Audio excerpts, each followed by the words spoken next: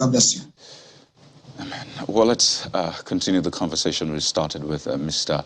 Amachree. Well, Mr. Amachree, the network tried to play a fast one on us there with the, the howl back and all of that. But now that we have you back, Mr. Amachree, can you continue on that trail of thoughts, what you were saying about keeping the family members informed and in the loop as to what's happening? Yes, thank you very much. When there is a crisis like this, especially in a kidnap situation, the relevant authority have a duty of care to the victims' families, whereby they are going to be informed on a daily basis, That way, we are going to eliminate all this crying and, uncertainty that the families are facing. Just like Mr. Abdul Fattah said, the trauma that they are going through is undescribable, except you know you are part of it.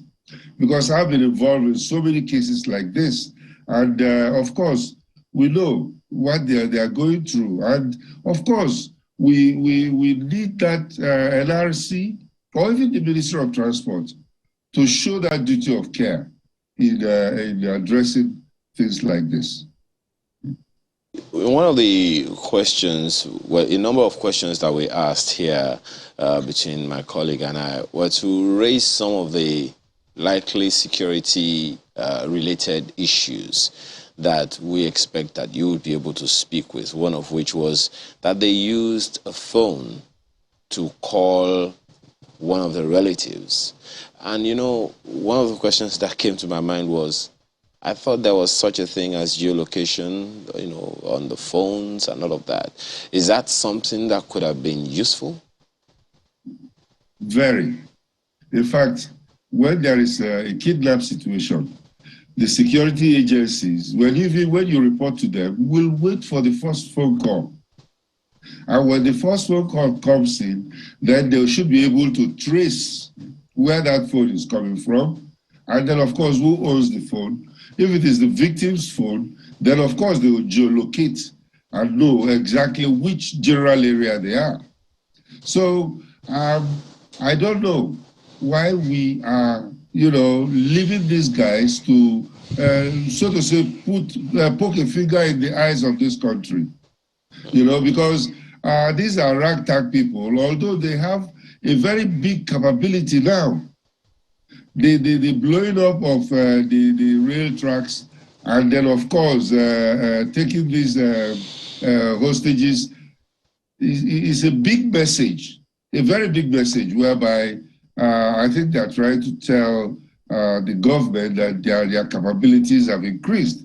And I'm not surprised, because ISWAP that has come into play with Boko Haram and joined with the bandits themselves, has given them this capability of even making bombs, IEDs, with which they could blow up a train. I think the security agencies are very much aware of that message, and I hope they are also taking a very good step in ameliorating it. Is this, I started this conversation by expressing my complete confidence in the capacity of the intelligence community in this country to get ahead of some of these issues. So with this lacuna, if I can use the term that you just raised now about not being able to geolocate, is it a problem of capacity or what? Because just as you said, they should have waited for the first phone call. But from what Dr. Jimo told us, no one is even talking to them. So they probably weren't even there when the first call was made.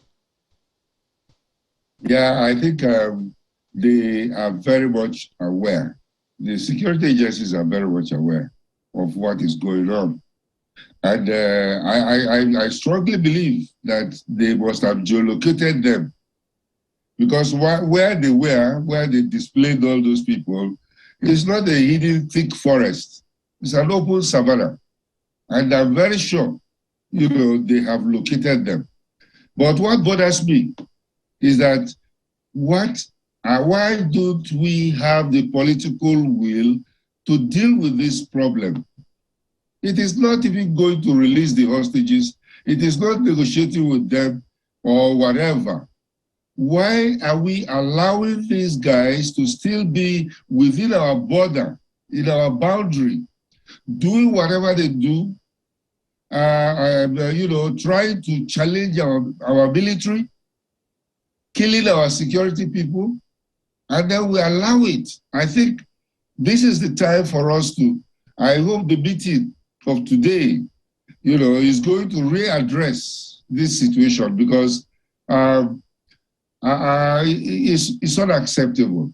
That is the point we'll come to right after this break. You talk about political will, and that's a word or a term that has been thrown up a lot. We'll explore this, plus that meeting the president is meant to hold with the security chiefs later today. That and more in a moment. Please stay with us.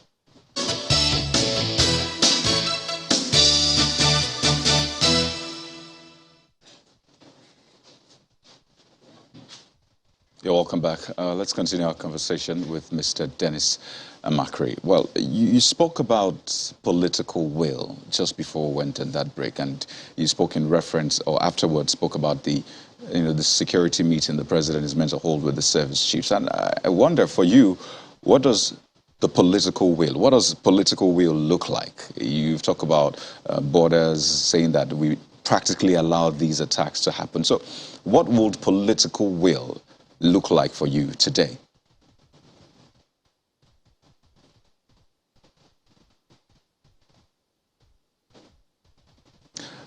Well, Mr. Amachree, I think you might need to unmute. Sorry about that.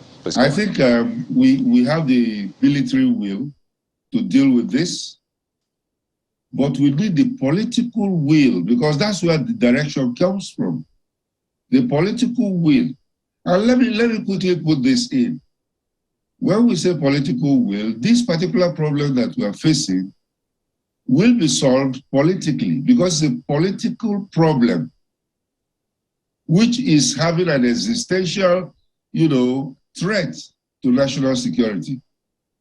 Because if we don't deal with it politically, I think the objective from all the indications, from all the chats that have been going on among the bandits or terrorists as they are, is to make the country ungovernable, which they are trying to do. So I think it is very, very necessary that we address that political will.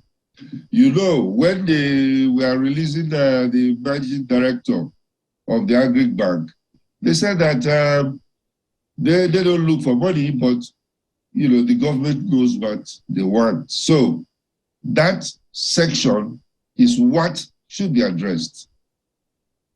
Political will, again, because we have heard it so many times, and it's almost sounding cliche. And you have, it's not the first time you are also talking about it. Is it something that, or lack of political will, or a political will or a lack of it, is it something that pauses the laws that set up the security agencies? They know what they're supposed to do. There are functions set up in the laws that set them up. So is a lack of political will something that pauses, puts their activities on pause? Okay. Now, the setup is this.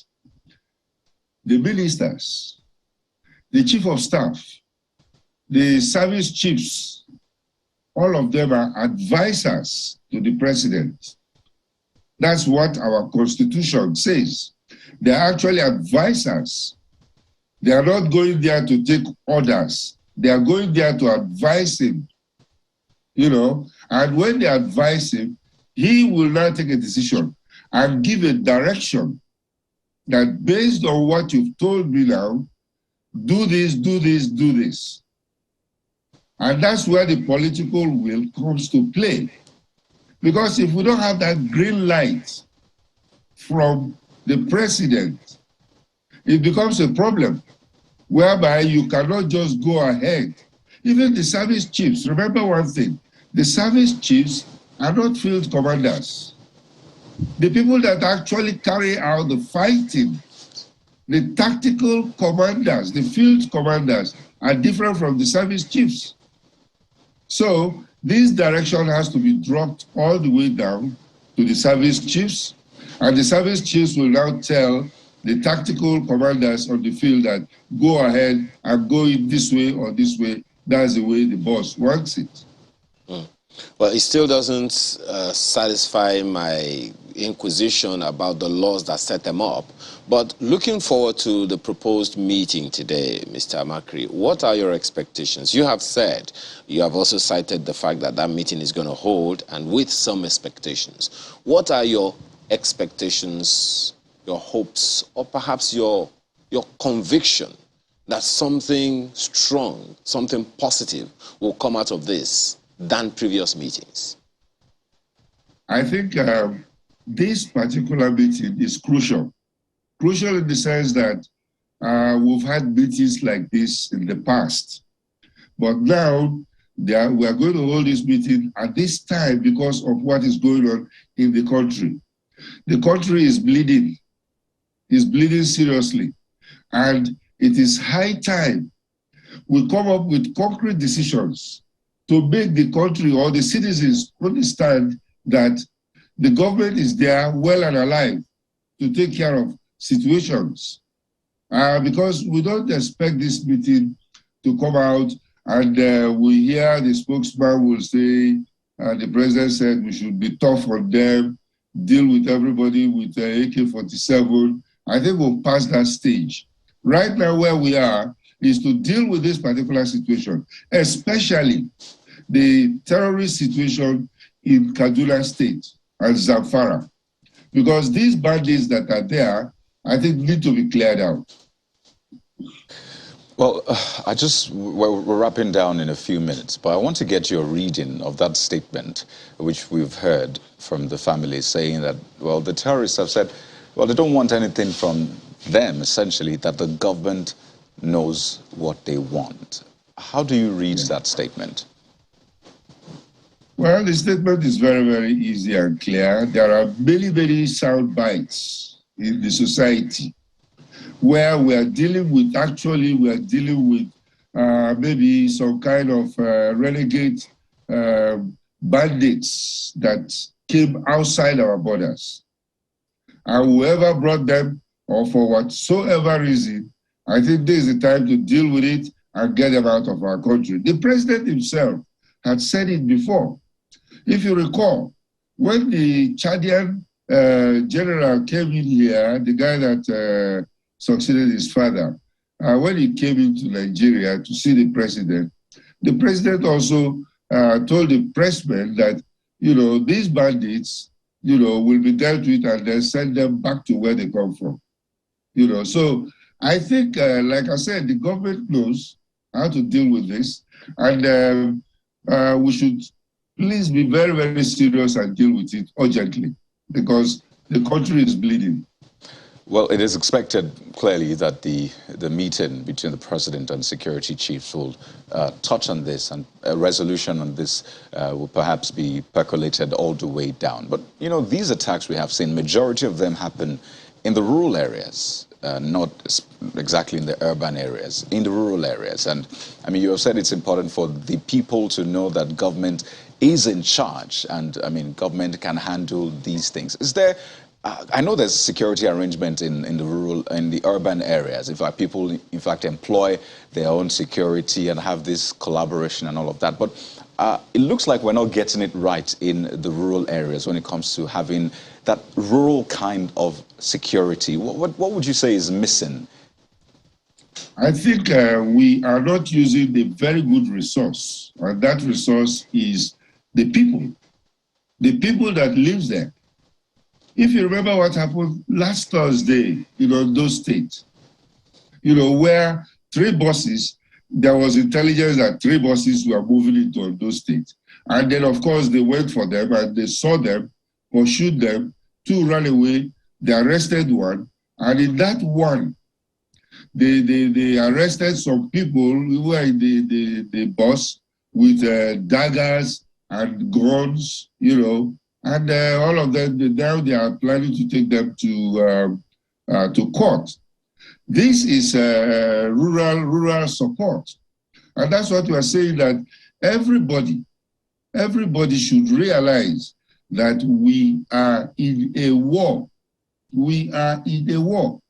And there are things to be done by everybody. If you see something or hear something, say something to the security agencies so that at least they can act on it. Now, we don't know if they have left those buses to come in. They might have come to hit any of our relations. So when you see something or hear something, please say something to the security agencies. Well, we have about 60 seconds to go now, and you know, on what you just said now about seeing something and saying something, there are those who are going to put a question mark on that, because some who have said something before, there have been consequences upon them. But speak to this issue of the elections also, election security. You know what happened recently in Imo State. And there are people who are wondering how in the universe we will be able to hold elections safely and securely with the level of insecurity on hand now, knowing the way elections usually go. I've said this before, and that is, if we don't handle this problem right now, there might not be elections. If we force ourselves to have a quasi-election, they will not be credible. And if they are not credible, then they will not be accepted by INEC. So that's why I've been suggesting that this is the time. In fact, in this meeting that they're going to hold today, I think they should decide one thing. Have a state of emergency. Deal with this problem squarely. Get rid of it. Then we can continue. You know, and I really don't understand. The politicians are busy as if nothing has happened or nothing is happening. They are busy holding rallies, you know, campaigning because they want to be president or governor or senator or whatever. But it is very, very important. If we don't get this security problem out of the way, then I don't think there will be any country for them to be president or senator or whatever. So let's deal with this problem, get it out of the way, then we can continue to our elections and then do what we have to do. Well, I think that's a great place to anchor. Mr. Dennis Amachree, security consultant and a retired assistant director at the DSS. Thank you so much for your thoughts on the program this morning. Thank you. Well, incidentally, our next discussion is on the election process, which is said to be the bedrock of our democracy. What do we need to get right? You don't want to miss this conversation, so please stay with us.